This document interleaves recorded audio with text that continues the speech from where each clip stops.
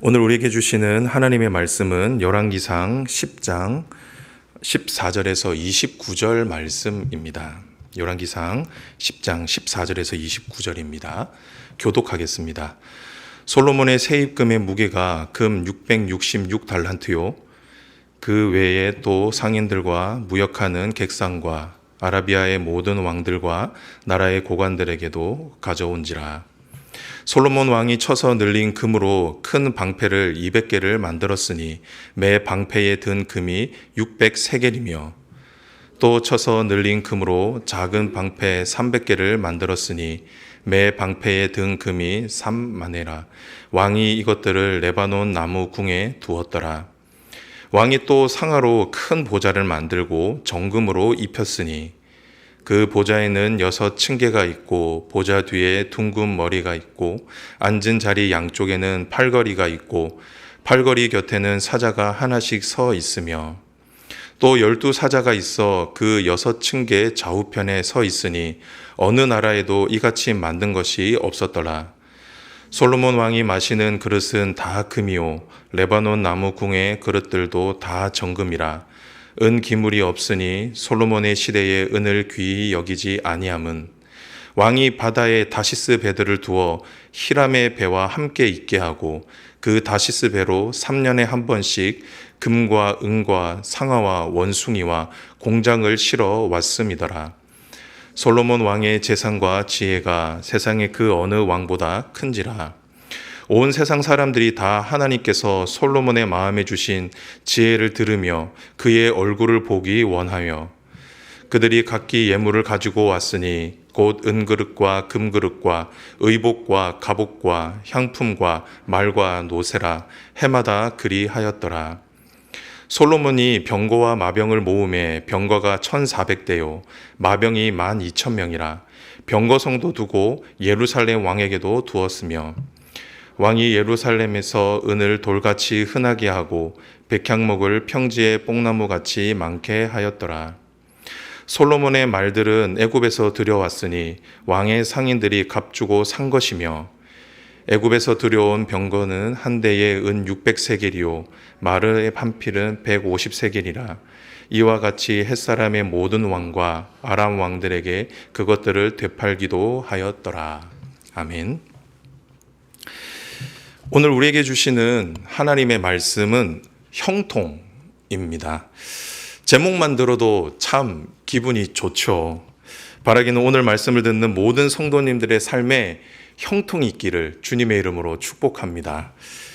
오늘 본문에 나오는 솔로몬도 참 형통한 삶을 살았던 것 같습니다.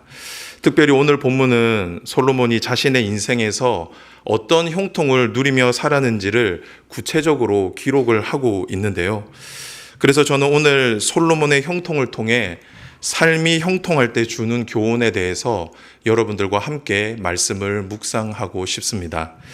바라기는 오늘 말씀을 통해 언제나 주 안에서 형통한 삶을 살아가실 수 있게 되기를 주님의 이름으로 축원드립니다. 첫 번째, 삶이 형통할 때 주는 교훈입니다. 그것은 바로 누리라입니다. 하나님이 주신 형통을 누리며 살라라는 것이죠. 이것이 첫 번째 교훈입니다. 바라기는 저와 여러분 모두 하나님이 주신 형통을 누리며 사실 수 있게 되기를 주님의 이름으로 축복합니다. 성경은 우리에게 분명히 말씀합니다. 형통은 하나님이 주신 선물입니다. 하나님께서 자기 백성들에게 주시는 선물 중에 하나가 바로 형통이라는 것이죠. 오늘 본문은 솔로몬이 가진 많은 것들을 소개하고 있습니다. 오늘 이 시간에 다 소개할 수 없을 정도로 많은 것들을 소유하고 있었는데요. 성경은 이렇게 솔로몬이 가진 많은 것들을 한 문장으로 이렇게 요약을 하고 있습니다. 23절인데요. 솔로몬 왕의 재산과 지혜가 세상의 그 어느 왕보다 큰지라. 솔로몬이 가진 재산과 지혜가 세상의 그 어떤 왕보다 컸다, 많았다라고 말씀하고 있죠. 어떻게 보면 이 세상의 모든 것을 가진 사람이다라고 말할 수 있을 것 같습니다. 그런데 여러분, 솔로몬이 가진 이 모든 게 솔로몬 스스로 이룬 것이었을까요? 아니었습니다. 솔로몬이 가진 모든 것은 전부 하나님께로부터 온 것이었습니다. 우리 다 같이 열왕기상 3장 12절과 13절 말씀을 함께 읽어보도록 하겠습니다. 시작. 내가 내게 말한 대로 하여 내게 지혜롭고 총명한 마음을 주노니 내 앞에도 너와 같은 자가 없었거니와 내 뒤에도 너와 같은 자가 일어남이 없으리라. 내가 또 내게 구하지 아니한 부귀와 영광도 네게 주노니 내 평생의 왕들 중에 너와 같은 자가 없을 것이라. 성경은 솔로몬이 가진 모든 것이 하나님께로부터 온 것이다 라고 말씀하고 있습니다. 선물이라는 것이죠. 그렇기에 어떻게 하는 것이 지혜로운 것이다라는 겁니까? 누리며 사는 것입니다. 주신 선물을 기쁨으로 받고 누리며 살아라는 것이죠. 여러분도 이런 경험이 분명히 있을 것 같습니다. 만약 여러분이 누군가에게 좋은 마음을 가지고 선물을 했는데 그 사람이 그 선물을 거절하거나 받았지만 기뻐하지 않고 그 선물을 사용하지 않는다라고 한다면 여러분들의 마음이 어떠실 것 같습니까? 별로 기분이 썩 좋지는 않겠죠. 선물은 기쁨으로 받고 잘 사용할 때 받는 사람도 기쁘고 주는 사람도 기쁜 것입니다. 그런데 하나님이 주신 형통도 마찬가지라는 겁니다. 형통도 하나님께서 저와 여러분들에게 주시는 선물이기 때문에 저와 여러분이 기쁨으로 받고 그 선물을 누리며 살아야 하나님도 기뻐하신다라는 것입니다. 예전에 우리 부모님들은 자녀들이 잘 될 때, 형통할 때 이런 말씀을 많이 하셨습니다. 뭐였죠? 항상 겸손해라. 전라도, 경상도 분이면은 항시 겸손해라. 이런 말씀 많이 하셨습니다. 많이 들어보셨을 겁니다. 그리고 여기 조금 연세 있으신 분들 같은 경우에는 자녀들이 잘 되고 형통할 때 항시 겸손해라. 이런 말씀 많이 하셨을 것 같습니다. 우리는 이 말씀의 뜻이 무엇인지를 잘 알고 있습니다. 그런데 우리는 이 말씀을 어렸을 때부터 너무나 많이 듣다 보니까 우리가 누려야 할 때 누리지 못하고 사는 것이 많다라고 생각을 합니다. 성도 여러분, 저와 여러분의 형통은 저와 여러분의 것이 아닙니다. 하나님이 저와 여러분에게 주신 선물입니다. 하나님이 기쁨으로 우리에게 주신 거라는 거예요. 그러니 너무 그렇게 안 하셨으면 좋겠습니다. 오히려 주신 것에 감사하고 마음껏 누리시면 좋겠습니다. 바라기는 저와 여러분 모두 하나님이 주시는 형통을 누리며 사는 복된 인생이 되시기를 주님의 이름으로 축복합니다. 그런데 우리는 이 지점에서 이런 질문이 생기죠.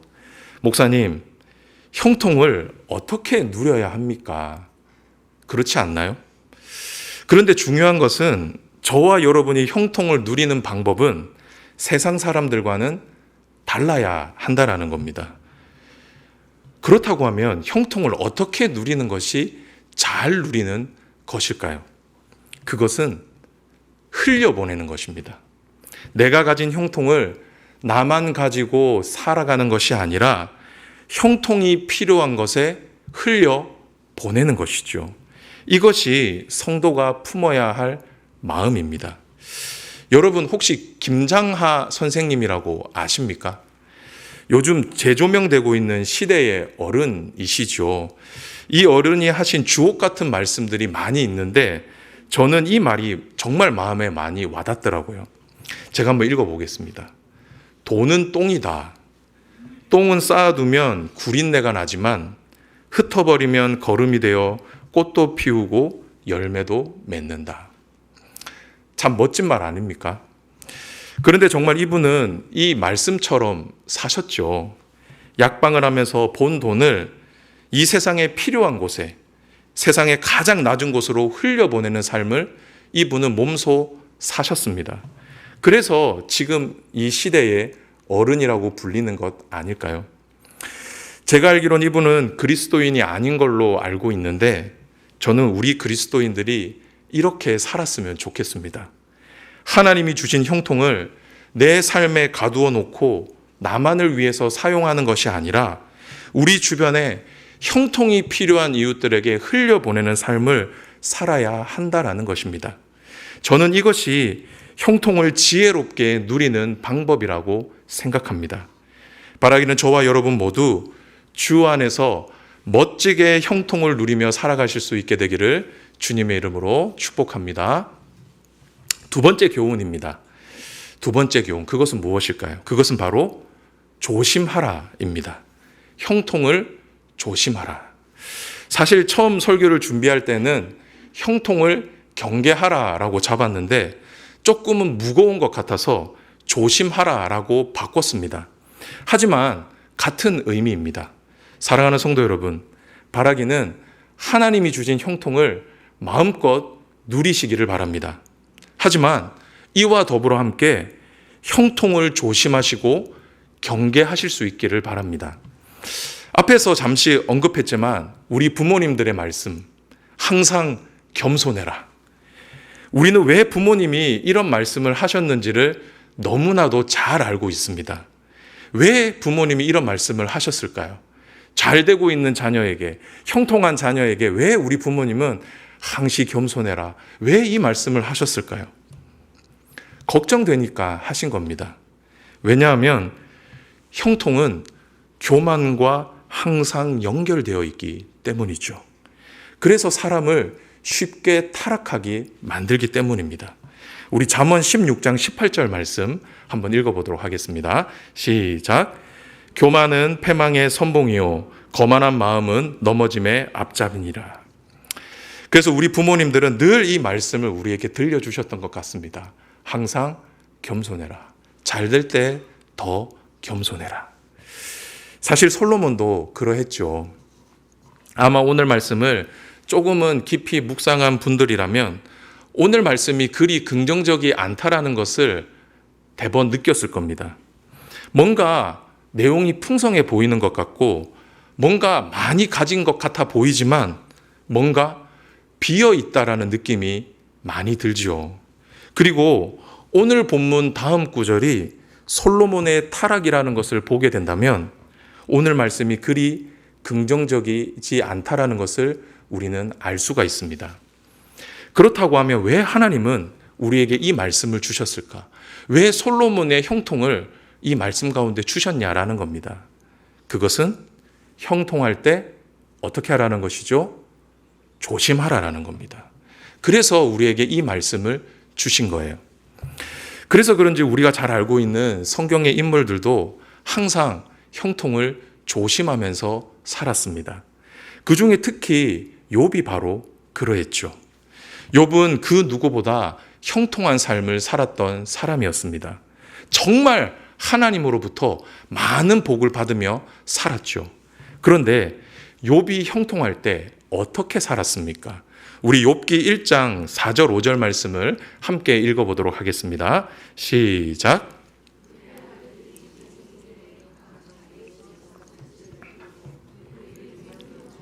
함께 먹고 마시더라. 그들이 차례대로 잔치를 끝내면 욥이 그들을 불러다가 성결하게 하되 아침에 일어나서 그들의 명수대로 번제를 드렸으니 이는 욥의 말하기를 혹시 내 아들들이 죄를 범하여 마음으로 하나님을 욕되게 하였을까 함이라. 욥의 행위가 항상 이러하였더라. 욥의 자녀들은 각자 자기 생일날 잔치를 벌였습니다. 부요했기 때문에 많은 것들을 가졌기 때문에 얼마나 많은 사람들하고 즐겼겠습니까?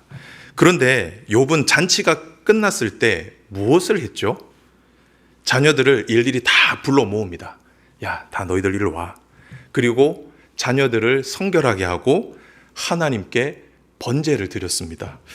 어떻게 보면 정말 피곤하게 인생을 산 것 같다라는 생각이 듭니다. 실컷 잔치 즐겨놓고 그 다음날 아침 일찍 일어나서 자녀들 다 깨워가지고 성결하게 하고 번제를 드렸으니 얼마나 피곤한 삶을 살았겠습니까? 그런데 성경은 왜 욥이 이렇게 살았다라고 말씀하고 있죠? 혹시 내 아들들이 죄를 범하여 마음으로, 행동이 아니라 마음으로 하나님을 욕되게 하였을까 함이라. 부지 중에 자녀들이 하나님께 죄를 지었을까 봐 욥은 하나님께 번제를 드렸던 것이죠. 그런데 성경은 이런 욥의 행위가 어떻게 했다 그러죠?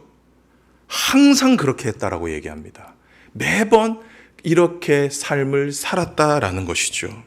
항상 하나님 앞에 조심하면서 살았다라는 겁니다. 여러분, 왜 욥이 이렇게 살았을까요? 어떻게 보면 조금은 피곤해 보이고 어떻게 보면 조금은 강박적으로 사는 것 같은데 왜 욥은 이렇게 살아야만 했냐라는 겁니다.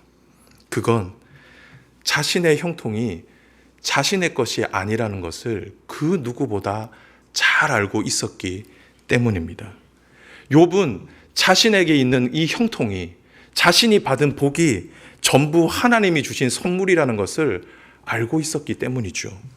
그렇게 하나님 앞에 항상 겸손한 태도를 유지할 수가 있었던 것입니다. 사랑하는 성도 여러분, 다시 말씀드리지만 형통은 여러분의 것이 아닙니다. 여러분 스스로 만들어낸 결과물이 아니라는 겁니다. 형통은 하나님이 주신 선물입니다. 그렇기에 언제든지 하나님이 다시 가져가실 수도 있는 것이죠. 하나님의 것이니까요. 바라기는 저와 여러분 모두 이 사실을 꼭 기억하셨으면 좋겠습니다. 그래서 형통할 때 더 조심할 수 있는 저와 여러분이 되시길 주님의 이름으로 축복합니다. 마지막인데요. 그래서 마지막으로 우리에게 주시는 교훈이 무엇이냐? 그것은 바로 하나님을 의지하라입니다. 형통할 때 더욱 하나님을 의지하라라는 것이죠. 이것이 오늘 본문이 우리에게 주시는 교훈입니다. 우리는 앞선 말씀을 통해 형통에 대한 교훈에 대해서 함께 살펴보았습니다. 그것이 무엇이었죠? 첫 번째는 누리라라는 것이었습니다. 하나님이 주신 선물이니, 하나님이 기쁨으로 주신 선물이니 어떻게 하라는 것이죠? 마음껏 누리라라는 것이었습니다. 그리고 두 번째는 무엇이었습니까? 조심하라였죠. 형통할 때 교만에 빠지지 않도록 조심하라라는 것이었습니다. 그런데 이 두 가지 교훈에는 아주 중요한 전제가 하나가 깔려 있습니다. 제가 지금 계속 반복해서 말씀을 드리고 있는데 여러분, 그것이 무엇이죠? 형통은 하나님의 선물이라는 겁니다. 내 것이 아니라 하나님께서 우리에게 주신 것이다라는 거예요. 그렇게 저와 여러분이 성도라고 한다면, 그리스도인이라고 한다면 어떻게 사는 것이 지혜로운 삶일까요? 형통을 붙잡는 것이 아니라, 형통을 쫓아 사는 것이 아니라 형통케 하시는 하나님을 붙잡고 형통케 하시는 하나님을 따라 사는 것입니다. 이것이 오늘 본문이 우리에게 일러주는 교훈입니다. 솔로몬은 이 일에 실패했습니다. 정말 철저히 실패했죠. 오늘 본문은 솔로몬이 정말 풍성하다 못해 넘치는 형통을 누리며 살았다라고 이야기를 하고 있습니다. 은이 너무 흔해가지고 그것을 귀한 것으로 여기지 않았다고까지도 말씀하고 있죠. 그 무엇 하나 부족한 것 없이 살았던 삶이 바로 솔로몬의 삶이었습니다. 그런데 오늘 본문 후반부를 보면 솔로몬이 소유한 것 중에 병거와 말에 대한 기록이 나오고 있습니다. 26절인데요. 우리 한번 읽어볼까요? 읽어보겠습니다. 시작. 솔로몬이 병거와 마병을 모음해 병거가 1,400대요. 마병이 12,000명이라 병거성도 두고 예루살렘 왕에게도 두었으며. 당시 병거와 마병은 나라의 국력을 상징하는 것들이었습니다. 그런데 솔로몬이 보유한 병거가 얼마였다고요? 1,400대. 마병이 12,000명이 되었다라고 기록하고 있죠. 별로 안 놀라시는데 어마어마한 숫자입니다. 당시 제국과 비교했을 때 부족하지 않은 숫자였다라는 겁니다. 여러분, 왜 솔로몬은 이렇게 많은 병거와 마병을 두었을까요? 형통했기 때문일까요? 돈이 많았기 때문일까요? 아니었습니다. 솔로몬이 병거와 마병을 많이 둔 이유는 이것이 바로 자신에게 있어서 힘이었기 때문입니다. 자신이 가진 힘과 영광이 병거와 마병을 통해서 너무나도 잘 드러났기 때문이죠. 그리고 병거와 마병이 자신의 이 형통을 지켜줄 수 있을 것이다라고 생각했기 때문입니다. 그렇기에 이 솔로몬은 병거와 마병을 많이 모았던 것입니다. 하지만 이것이 솔로몬에게 문제가 되었습니다. 왜냐하면 이것은 하나님이 솔로몬에게 원하시는 것이 아니었기 때문입니다. 하나님이 솔로몬에게 주신 복이 아니었다라는 거죠. 신명기 17장 16절을 보면 이스라엘의 왕이 세워지면 하지 말아야 할 것들을 여러 가지로 기록을 해놨는데 이런 말씀이 있습니다. 우리 한번 신명기 17장 16절 말씀 다 함께 읽겠습니다. 시작. 병마를 많이 두지 말 것이요 병마를 많이 얻으려고 그 백성을 애굽으로 돌아가게 하지 말 것이니 이는 여호와께서 너희에게 이르시기를 너희가 이후에는 그 길로 다시 돌아가지 말 것이라 하였으며, 하나님은 이스라엘의 왕이 될 사람들에게 이렇게 말씀하셨어요. 너희는 병마를 많이 두지 마. 병거와 말을 두지 말라라고 말씀하셨습니다. 왜냐하면 병마가 많아지면 더 이상 하나님을 의지하지 않기 때문이었습니다.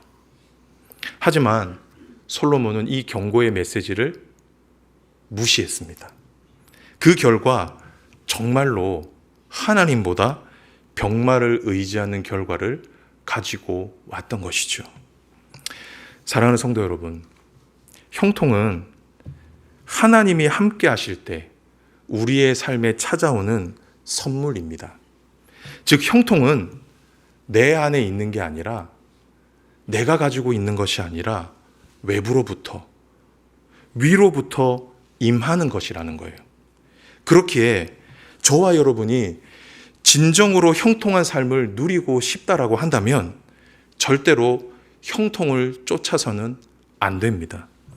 형통을 쫓는다고 형통이 우리의 삶에 찾아오는 것이 아니라는 겁니다. 저와 여러분이 진정으로 형통하기를 원하신다면 하나님을 쫓아야 합니다. 복의 근원 되신 하나님, 우리를 형통케 하시는 그 하나님을 쫓아 살아가야 한다라는 것이죠. 그렇게 할 때 저와 여러분의 삶이 형통할 수 있고 그 형통을 누리며 살아갈 수 있게 되는 것입니다. 우리 마지막으로 다 같이 시편 20편 7절 말씀을 함께 읽어보도록 하겠습니다. 시편 20편 7절입니다. 시작. 어떤 사람은 병거, 어떤 사람은 말을 의지하나 우리는 여호와 우리 하나님의 이름을 자랑하리로다. 성도 여러분, 분명 세상 사람들은 자신만의 병거, 자신만의 말을 의지하며 살 것입니다. 그리고 이것이 자신을 형통하게 하리라 믿으며 살아가겠죠. 그리고 이것이 자신의 형통을 지켜줄 것이라고 믿으며 살아갈 것입니다. 하지만 저와 여러분은 다릅니다. 저와 여러분은 하나님의 사람들입니다. 하나님의 사람은 병거와 말을 의지하지 않습니다. 분명 이것들이 나에게 도움이 될지언정 그것을 의지하며 살지는 않는다라는 것입니다. 하나님의 사람은 오직 하나님 한 분, 그분의 이름을 자랑하며 그분을 의지하며 살아갑니다. 왜냐하면 그분이 우리의 삶의 전부이시고 복의 근원이 되시기 때문입니다. 바라기는 저와 여러분 모두 이 사실을 믿음으로 받으셔서 하나님을 의지함으로 하나님이 주시는 형통을 누리며 사실 수 있게 되기를 주님의 이름으로 축복합니다. 말씀을 맺도록 하겠습니다.